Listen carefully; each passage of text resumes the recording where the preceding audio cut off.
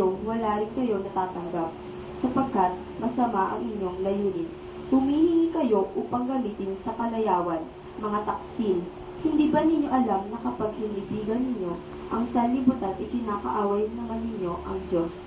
Kaya sino mang nagnanais na maging kaibigan ng sanlibutan ay kaaway ng Diyos.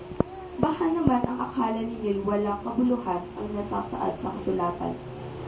Napakarugdog ng pag-ibig ng Diyos sa Espiritong ibinibigay niya sa atin, at ayaw niya na may kaagaw sa ating pag-ibig. Ngunit higit na malakas ang tulong na ibinibigay sa atin ng Diyos, sapagkat ang sabi sa kasulatan, ang Diyos ay laban sa mga palalo, ngunit tumutulong sa mga mapagkumbaba. Kaya nga, pasakot kayo sa Diyos, labanan ninyo ang diablo at lalayuan niya kayo. Lumapit kayo sa Diyos at lalapit siya sa inyo. Linisin ninyo ang inyong mga kamay, kayong mga makasalanan. Linisin ninyo ang inyong mga puso, kayong pabago-bago ang isip.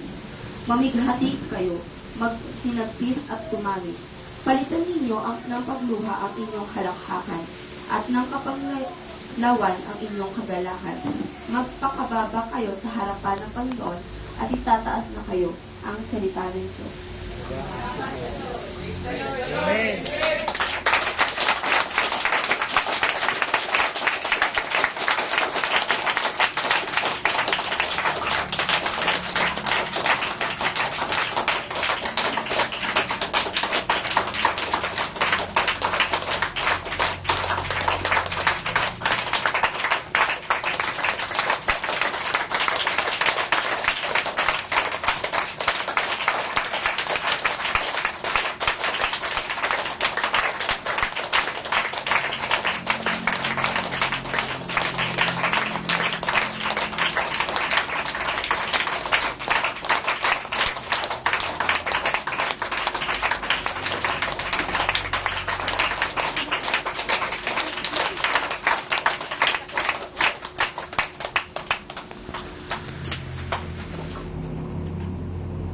Narito na ba?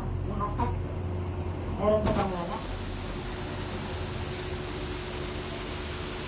Nandito nga kayo pero wala kayo dito. Pansinin niyo mga sarili niyo. Narito ba kayo dahil talagang narito kayo o narito kayo dahil napilitan lang kayo? Doon sa mga napilitan, pwede pang lumabas. Maluwag ang gate, maluwag ang pinto, pwede kayo lumabas. Sa mga narito na napilitan, etong lugar na ito, bagamat ito ay isang maliit na tahanan, ito ay lugar na kung saan ang Diyos ay narito. Amen.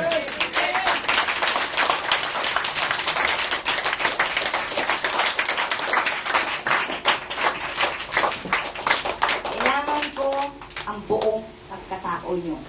Di pwedeng nandyan kayo nakaupo, nakatingin kayo, wala dito ang isip nyo.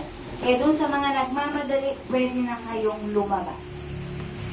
Apa pumunta ka sa gawain ng Diyos, hindi pwedeng wala dito ang isip mo, wala dito ang puso mo.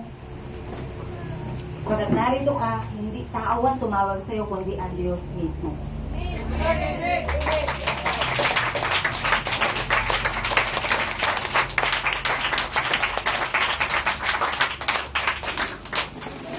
Doon naman sa talagang napagbigyan lang yung mga nag-invite sa inyo. At meron kayong lakad at naiinip na kayo, pwede kayong tumayo, magpaalam mga ayos doon sa nag-invite sa inyo. Pero uulitin ko, hindi tao ang nagdala sa inyo rito.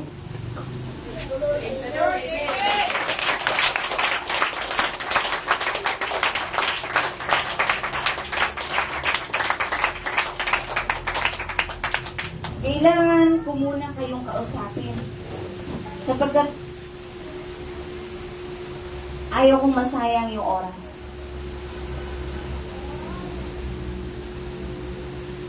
Makakala nyo, dito kayo dahil pinagbigyan nyo lang yung nag-invite sa inyo. Ngayon pa lang yung sinasabi ko sa inyo, mahiya kayo sa sarili nyo. Hindi kayo makakarating sa gawain ng Diyos kung hindi nais ng Diyos.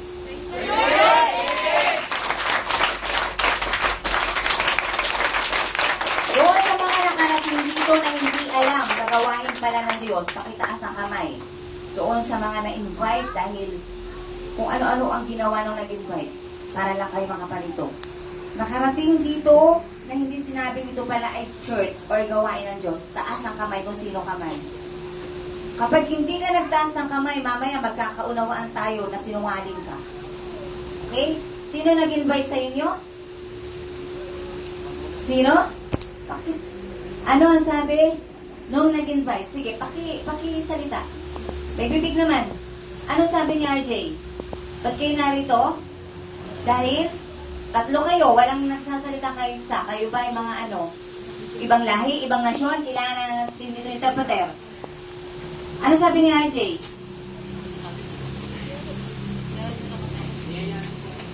Niyaya lang. O, sige, okay. Kung niyaya lang kayo ni RJ, magpasalamat na kayo ngayon pa lang kay RJ.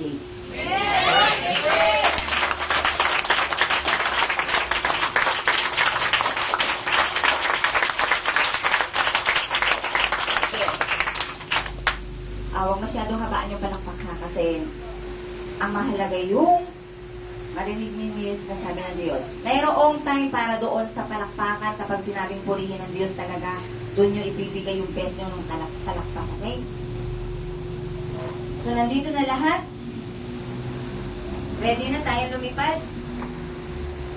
Doon sa mga hindi pa ready, bibigyan ko pa kayo ng 1 minuto. Ihanda ang inyong mga sarili. Ang itaas ang kamay na hindi galing sa Catholic Church, na hindi galing sa Catholic Religion. Pakitaas ang kamay. Maliwanag, meron ba ditong mga foreigner? Kailangan ko ng interpreter. Pakitaas ang kamay ng hindi Catholic. Okay? Lahat kayo'y Katoliko. Pakitaas ang kamay ng mga Katoliko. Purihin ng Diyos. Purihin ang Diyos. Ang sabi ko, purihin ang Diyos. Amen!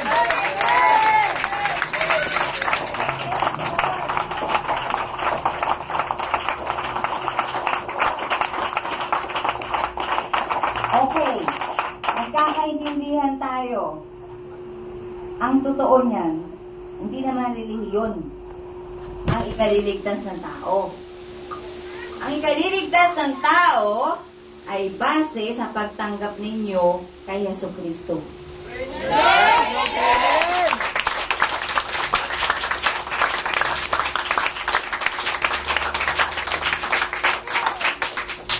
So, madali lang tayo magkakaunawaan sapagkat tayo ay iisa ang pinanggalingan.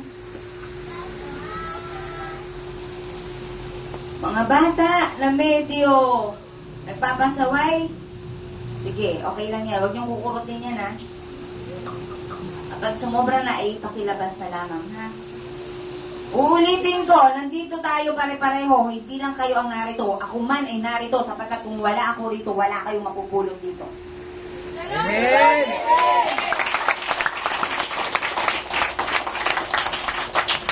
Kung paano ko ginagampanan ang aking tungkulin sa Diyos, tingnan ninyo, huwag niyo sayangin para meron kayong makuha. Sapagkat ako ay kumuha rin doon sa mga taong nauna sa akin na gamitin ng Diyos. Praise the Lord! Amen!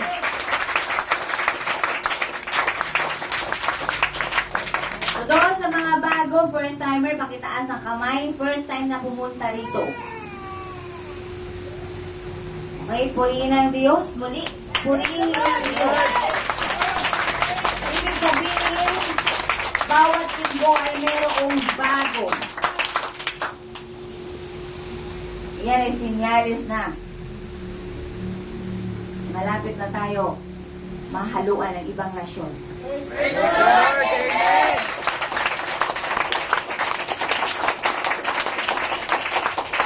Okay. Ako'y nagagalak. At kapag nagalak ako, umanda kayo. Handa ninyo yung mga dala nyo. Kung may bag kayo, buksan nyo na yan. Pero siguraduhin nyo, kilala nyo yung katabi nyo. O mawala yung wallet nyo. Ang oras na ito ay oras na kung saan ang Diyos ay nakatunghay sa ating lahat.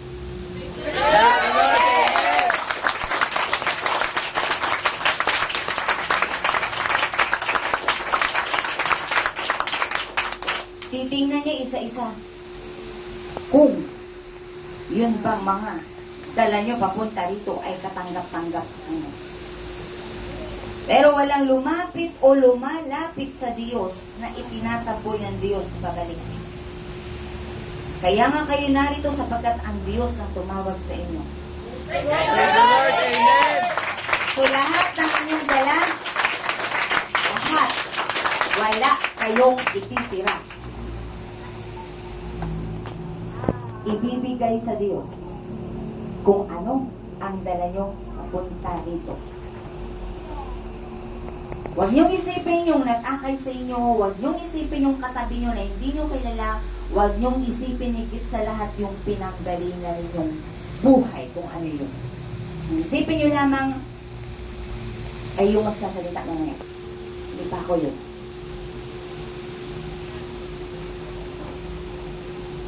Pero gusto ko lang ipailang sa inyo, ang pakaisipin nyo lamang ay yung dahilan kung ba't kayo narito ang Diyos.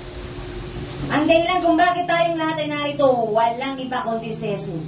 Praise the Lord. Amen.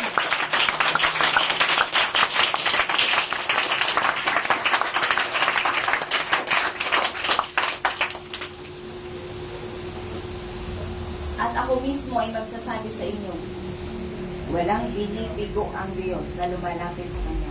Basta dala nyo yung pinakamahalaga na kailangan ng Diyos. Yun ay ang puso ninyo. Praise the Lord. Amen.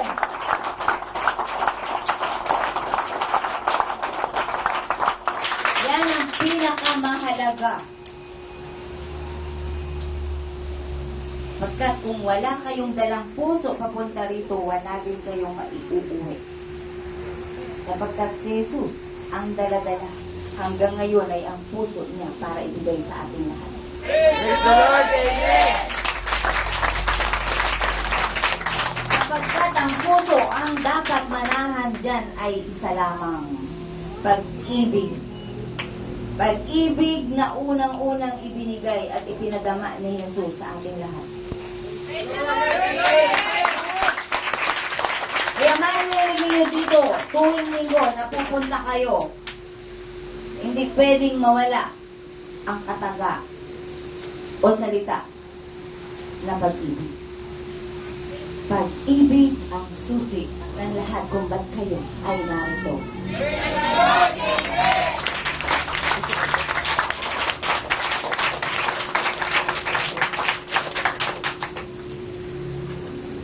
Doon sa mga nakarating na last Sunday o last mga previous Sundays, hindi kayo babalik dito kung walang bagay na nariting sa mind niyo. Pero, hindi pa yan nakalagak sa puso niyo. Nasa mind pa lang.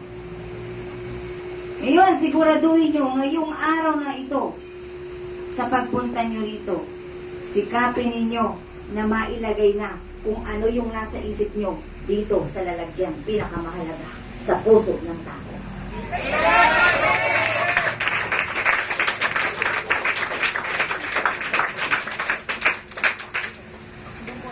Ulitin ko, walang masasayang na panahon habang kayo ay narito. Kaya kung may mga lakad kayong mahalaga, yun nga ba ay talagang mahalaga? Kung yun ay mahalaga, ito ang gusto kong iparating sa inyo, mas mahalaga yung pinuntahan nyo rito. Praise the Lord. Amen.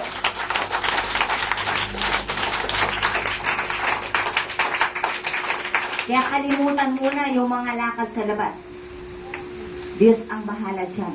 Unahin niyo muna ang Diyos na dito, makilala siyang lubos. At oras na makilala niyong lubos dito ang Diyos, dala niyo siyang pag-uwi. At yung kailangan ninyo, ibibigay niya. Ngayon pa lamang, tinanggap niyo na.